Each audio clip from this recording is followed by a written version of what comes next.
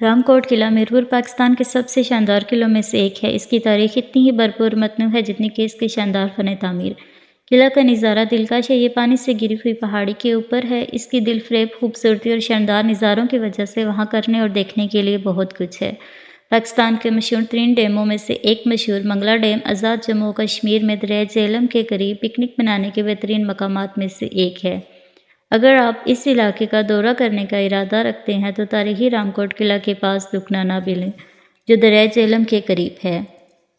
کچھ مورخین کے مطابق توغلو نامی گگڑ سردار نے 900 سال قبل قلعہ رام کوٹ کو دفاعی مقاصد کے لیے بنایا تھا۔ سیاح اور ماہر ارضیات فریڈرک ڈیوک کی کتاب کے مطابق غیاث الدین محمد غورید سلطان نے اس کی تعمیر کروائی تھی۔ لیجنڈ کے مطابق قدیم ہندو شیو مندر وہیں کھڑا تھا جہاں اب رام کوٹ قلعہ ہے۔ قلعہ رام کوٹ کے آس پاس کی کھدائیوں سے 5ویں اور 9ویں صدی کے نمونے ملے ہیں۔ کشمیر کے مسلم حکمرانوں نے 16ویں اور 17ویں صدی عیسوی میں اپنی سرحدوں کی حفاظت کے لیے بہت سے قلعے بنائے۔ اس قلعے کو مسلم اور سکھ دونوں حکمرانوں کی طرف سے اپ گریڈ اور قلعہ بندی سے گزرنا پڑا ہے۔ اگر آپ رام کوٹ قلعہ کا دورہ کریں تو آپ کو سب سے پہلے اس کی شاندار فن تعمیر نظر آئے گی۔ قلعہ اپنے دلکش منحوس محفوظ اور مسلح دیواروں کے ساتھ موجود ہے۔ قلعہ رام کوٹ کا فن تعمیر اسکاٹش قلعوں کی شان و شوکت سے ملتا جلتا ہے۔ منگلا اور مظفر آباد کے قلعے اور رام کوٹ قلعے کی تعمیراتی خصوصیات ایک جیسی ہیں۔ قلعہ ایک اونچی پہاڑی پر واقع ہے اور دریائے جہلم کی پانیوں اور منگلا ڈیم جھیل کے شاندار نظاروں کو دکھاتا ہے جو بہت دور ہیں۔ کشمیر کے ڈوگرا مہاراجا نے جب 19ویں صدی میں قلعہ پر قبضہ کیا تو مشقٹیری کے لیے تنگ حامیاں بدل دی۔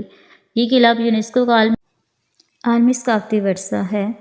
اگر آپ قلعہ کو اس کی تمام شان و شوکت میں دیکھنا چاہتے ہو تو دیکھنے کا بہترین وقت جولائی سے ستمبر ہے، کیونکہ اس وقت جھیل پانی سے بھری ہوتی ہے۔ دوسری صورت میں دیگر موسموں میں جھیل خشک رہتی ہے اور قلعہ تک جانے کے لیے 8 کلومیٹر کا ناخوشگوار پیدل سفر کرنا پڑتا ہے۔ قلعہ رام کوٹ میرپور جو کچھ انتہائی خوبصورت پہاڑوں اور منگلا جھیل سے گری ہوئی ایک پہاڑی پر واقع ہے، دیکھنے کے لیے ایک خوبصورت نظارہ ہے۔ سبز پہاڑوں کے پس منظر میں سرخ ریت کے پتھر کی دیواریں اور برج دیکھنے کے قابل ہیں۔